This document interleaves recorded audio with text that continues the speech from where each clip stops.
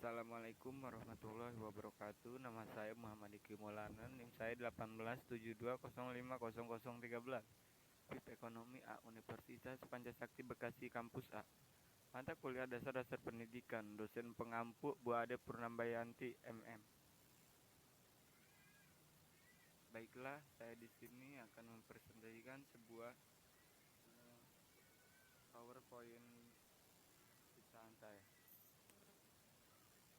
Yaitu hakikat manusia dan pengembangannya melalui pendidikan. Pendidikan bersifat filosofi. Filosofi berarti berdasarkan pengetahuan dan penyelidikan dengan akal budi mengenai hakikat segala yang ada, sebab, asal, dan hukum, termasuk teori yang mendasari alam pikiran atau suatu kegiatan, berintikan logika, estetika, metafisika, epistemologi, dan falsafah. Untuk mendapatkan landasan pendidikan yang kukuh, diperlukan adanya kajian yang bersifat mendasar, sistematis, dan universal tentang ciri hakiki manusia. Pendidikan bersifat normatif. Normatif berarti bersifat norma atau mempunyai tujuan atau aturan. Pendidikan mempunyai tugas untuk menumbuhkan sifat hakikat manusia sebagai sesuatu yang bernilai luhur, dan hal itu menjadi keharusan. Wujud sifat hakikat manusia.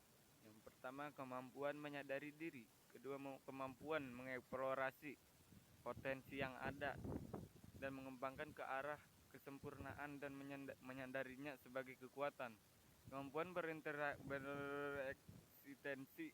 Manusia bersifat aktif dan manusia dapat menjadi manajer terhadap lingkungannya.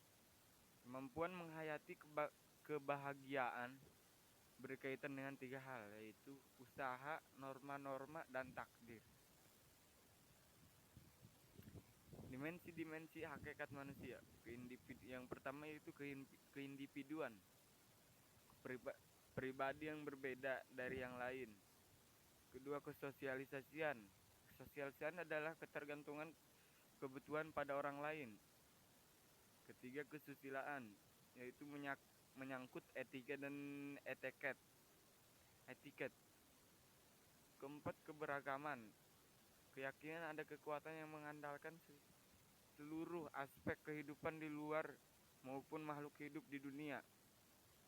Intelektual, mengembangkan wawasan dan iptek terampil, mengomunikasikan pengetahuan dan memecahkan masalah. Produktivitas, kesanggupan memiliki pekerjaan sesuai dengan kemampuan, keserasian hidup berkeluarga, pandai menempatkan diri sebagai konsumen dan produsen, serta kreatif berkarya. Pengembangan dimensi hakikat manusia. Pengembangan yang utuh. Aspek jasmani, yaitu fisik. Aspek rohani, itu pandai, wawasan luas, pendirian, teguh, tanggung rasa, dinamis, dan kreatif. Dimensi keindividualan, kesosialan, kesusilaan, dan keberagaman. Aspek kognitif, efektif, dan psikometrik. Pengamannya yang tidak utuh. Terabaikannya dimensi hakikat manusia, terbentuknya kepribadian yang pincang dan tidak mantap.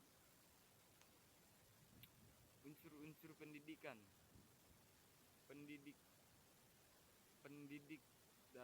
yaitu orang tua, guru, pemimpin atau tokoh masyarakat, peserta didik, anak didik. Setiap anak mempunyai potensi yang diperhatikan dalam pendidikan, yaitu komunikasi, kesenjangan, kewibawaan, normatif, unsur anak, kondisi anak, unsur kedewasaan. Landasan pendidikan, filosofi, Pancasila, sosial, majemuk, Bhinneka Tunggal Ika, historis, budaya kultural, ekonomi, antropologis. Pendidikan adalah enkulturasi, menginisiasikan siswa ke cara hidup masyarakat.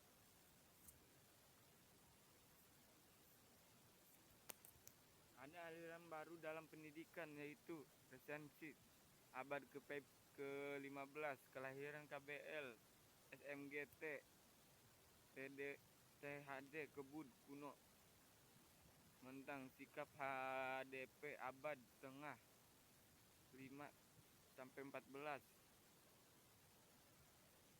yang pendidikan untuk mencapai HDP abad kekal, untuk mengatasi pendidikan sebelumnya yang berorientasi pada kehidupan akhirat saja.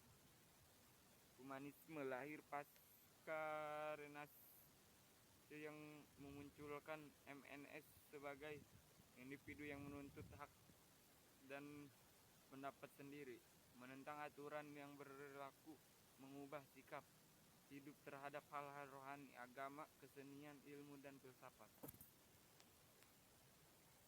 Hanya itu dari saya, mohon maaf bila ada kesalahan karena saya masih dalam pembelajaran. Wassalamualaikum warahmatullahi wabarakatuh.